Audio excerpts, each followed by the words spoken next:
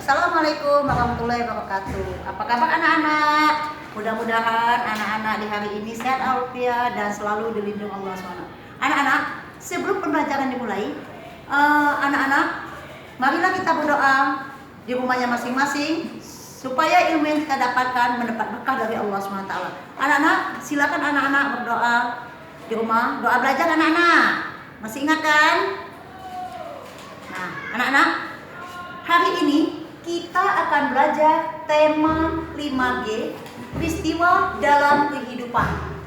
Subtema 1, pembelajaran 6. Nah, anak-anak semuanya buka bukunya di rumahnya masing-masing pada halaman 37. Nah, pada halaman 37 anak-anak, itu ada lagu Bagimu Negeri yang diciptakan oleh Ibu Kusbini. Lagu ini adalah lagu perjuangan untuk mencapai Indonesia merdeka. Coba anak-anak, kita sama-sama nyanyi anak-anak. Lagu Bagimu Negeri, mungkin semua anak-anak bisa karena kita sudah semuanya kelas 5. Insya Allah anak-anak semuanya bisa atau hafal.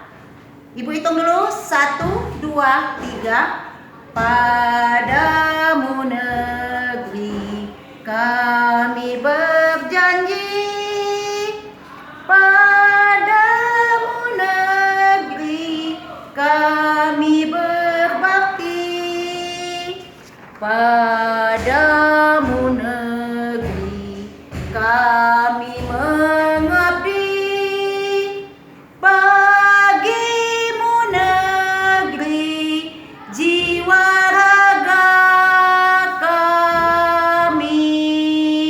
Nah, lagu ini adalah anak-anak lagu perjuangan untuk mencapai Indonesia merdeka. Nah, Indonesia merdeka, kita dijajah, sudah Ibu ulangi, kita dijajah oleh beberapa bangsa Eropa yang menjajah Indonesia. Ini adalah masa penjajahan Jepang. Nah, masa penjajahan Jepang ini adalah masa pendudukan bangsa Jepang kepada Indonesia setelah bangsa Belanda menjajah kita 350 tahun anak-anak. Sangat lama bangsa Belanda menjajah. Kemudian karena Jepang datang ke Indonesia dengan adanya perjanjian Kalijati antara Jepang dan Belanda. Kenapa ada perjanjian Kalijati ini anak-anak?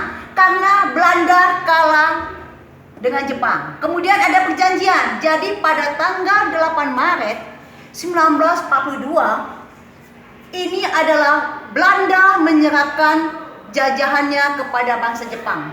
Namun anak-anak, bangsa Jepang ini adanya perang sekutu. Perang sekutu memperebutkan wilayah-wilayah jajahan. Perang sekutu ini terjadi antara Amerika Serikat, Inggris, Prancis, dan Belanda dengannya Asia, yaitu dengan bangsa Jepang. Jepang menang pada saat itu. Nah, dia merebut bangsa jajahan dari Belanda ke Indonesia. Nah, namun Jepang yang datang pada tanggal 8 Maret 1942 ini disambut baik pada saat pertama kalinya anak-anak, disambut baik oleh bangsa Indonesia bahwa Jepang akan melepaskan jajahannya. Jadi bangsa Jepang ini pertama dia sangat baik, namun setelah dia datang ke Indonesia, dia mendirikan beberapa organisasi Jepang ini anak. Tujuannya untuk apa sebenarnya anak-anak? Untuk membantu Jepang perang dengan sekutu. Karena dia ingin menguasainya. Jadi didirikan oleh putra. Putra ini yang mendirikannya bukan bangsa Indonesia anak, Jepang. Pemimpinnya adalah Insinyur Soekarno, Muhammad Hatta, Ki Hajar Notara, Haji Mas Mansur atau Pak Serangkai. Ini ada tujuan Jepang ini untuk membantu perang Asia Pasifik atau perang sekutu. Nah, setelah itu didirikannya karena pada putra ini Jepang ini dia anggapannya tidak baik karena dia pemimpin ini untuk membela Indonesia untuk lepas dari penjajah. Akhirnya didirikan lagi oleh Jepang Eiho.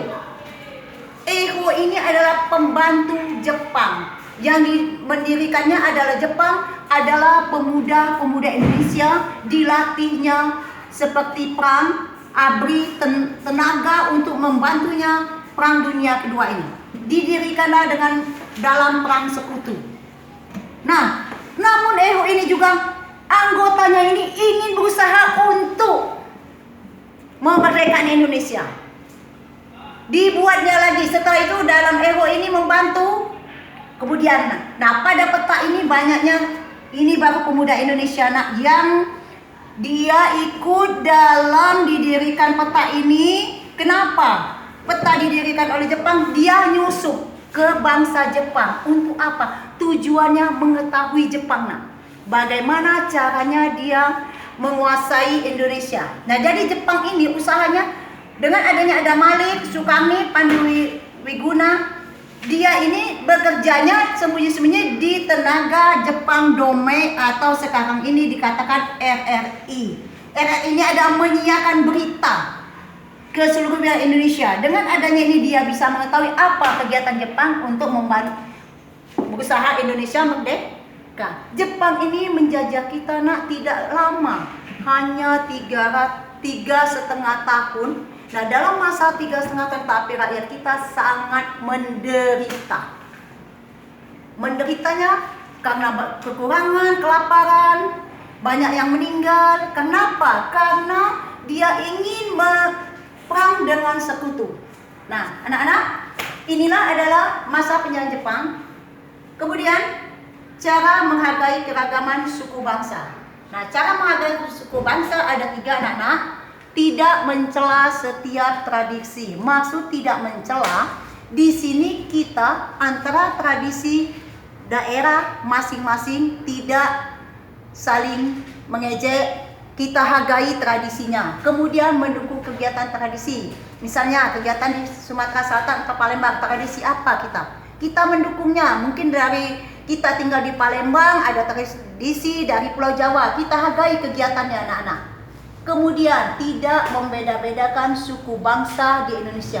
Tidak membedakan antara suku bangsa yang lain.